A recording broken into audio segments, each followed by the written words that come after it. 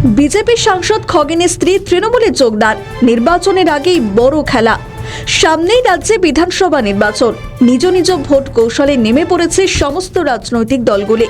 আর সেই আবহে বিজেপি সাংসদ খগেন মুর্মুর স্ত্রী অরুণা মাড্ডি যোগ দিলেন তৃণমূল কংগ্রেসে। বুধবার কলকাতা তৃণমূল কংগ্রেসের ভবনে এই যোগদান পর্ব হয়। উপস্থিত ছিলেন শিক্ষামন্ত্রী ব্রাত্য বসু এবং বনমন্ত্রী বীরবাহা হাঁসদা। অরুণা মাড্ডির হাতে তৃণমূলের দলীয় পতাকা তুলে দেন বীরবাহা হাঁসদা।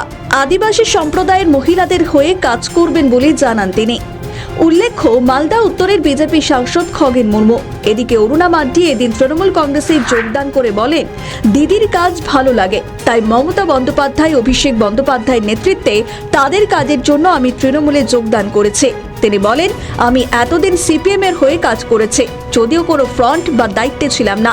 মহিলা সমিতির হয়ে কাজ করেছি, আবার বিজেপির হয়েও কাজ করেছি, তবে আমি কোনো জায়গা পাইনি।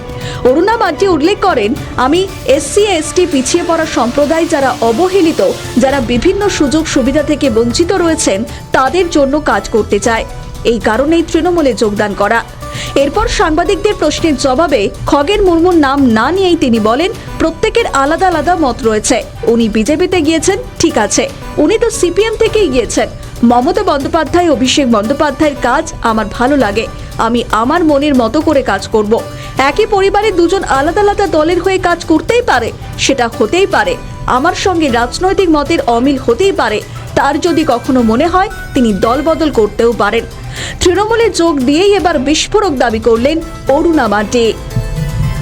আমাদের ভিডিও ভালো লাগলে লাইক ও শেয়ার করুন, কমেন্ট সেকশনে আপনাদের মতামত জানান।